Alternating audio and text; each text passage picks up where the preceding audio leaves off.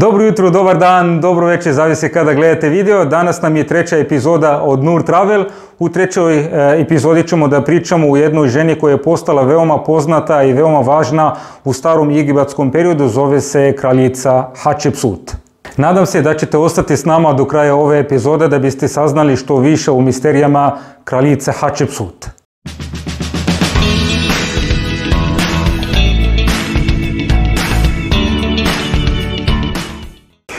Pozdrav svima sa celog Balkana. Evo i pre nego što pričamo o kraljici Hatshepsut i o njenoj misteriji, moramo prvo u stvari da znamo koliko žena je vladalo Egiptom.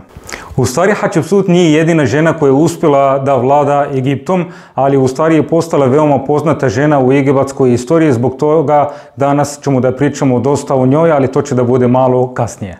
Iako drevni Egipćani ili stari Egipćani nisu nikada navikli da žena može da vlada Egiptom, ali to je nije sprečilo da nekoliko od njih su uspjeli da dođu na vlast Egipta.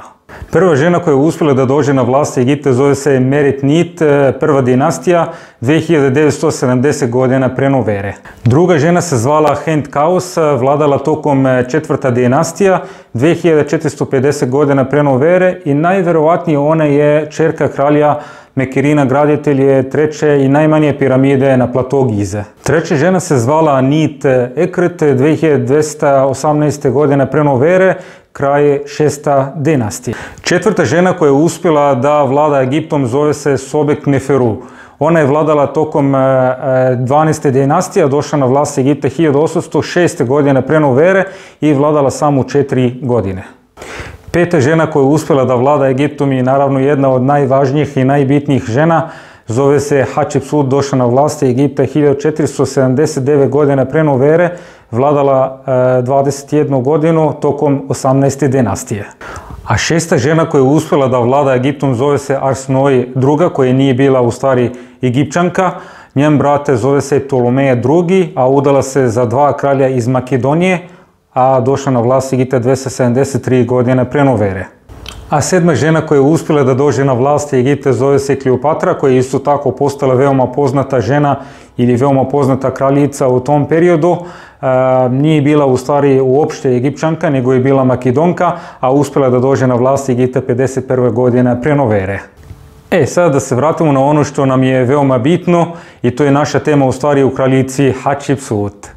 Njeno pravo ime je Genmet Amon Hatshepsut, a poznata je u stvari po Hatshepsutu, najpoznatija i najmoćnija žena ili kraljica koja je vladala Egiptom. Njena vladavina je bila istaknuta tačka ne samo u istoriji 18. dinastija, nego već u celoj istoriji drevnog Egipta. Kraljica Hatshepsut nije vladala neki kratak period kao što ostale žene koje su bili već na vlasti Egipta. Dakle, ona je vladala 21 godinu od 1479 godina pre nove ere do 1458 godina pre nove ere.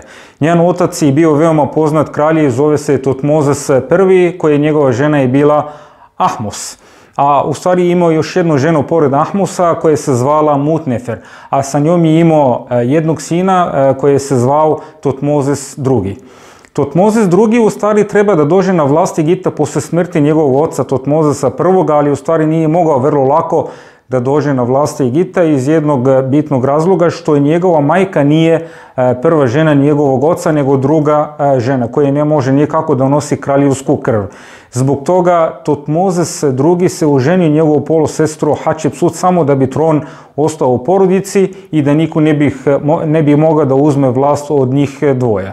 Tutmozis II u stvari je vladao veoma kratko vreme, nekih 6 ili 7 godina, bio veoma bolestan kralj kao što i slab. Zbog toga njegova žena Hatshepsut je vodila državu par puta umjesto njega, ali narod nije smeo nešto da zna u tome.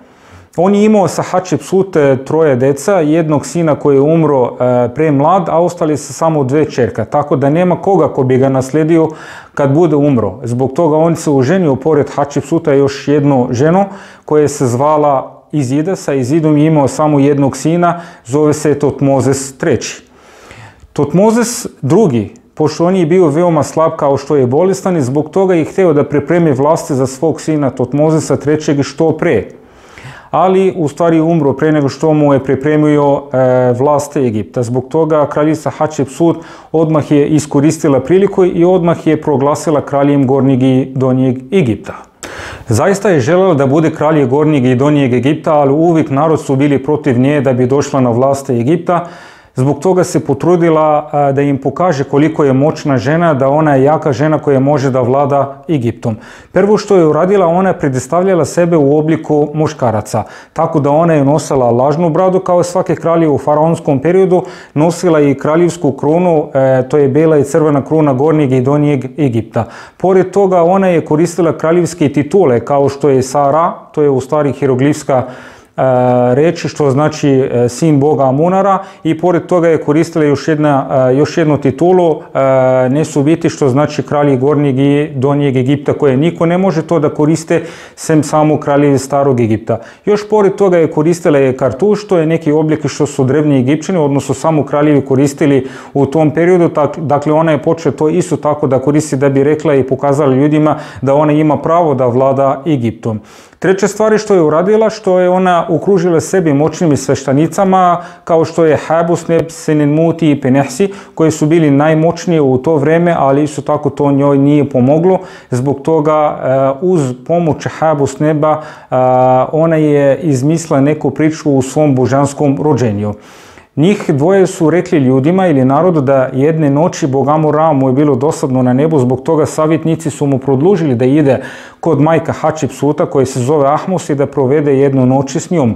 Zbog toga je otišao do nje, pretvoren u obliku njenog muža Totmozesa prvog, ali u stvari na kraju noći otkrio ko je on i rekao je da ona će da rodi jednu ćerku koja će da bude vrhovni vladar Egipta, zove se Hatshepsut. Sa ovom pričom što je Hatshepsut izmislila, mogla nakon toga vrlo lako da bude kralj Gornjeg i Donjeg Egipta, jer je dokazala da ona je sin Boga i zato narod više nisu bili protiv nje i prihvatili su Hatshepsut da bude vladar Gornjeg i Donjeg Egipta. S ovim smo završili danas našu epizodu. Izvinite ako epizoda je bila malo duža, ali verujem da je bila veoma interesantna. Ukoliko epizoda vam se svidala, molim vas nemojte da zaboravite da se pretplatite, da lajkujete i da šerujete, odnosno da podelite sa vašim prijateljima da bi vama stigli sve nove epizode od Nur Travel.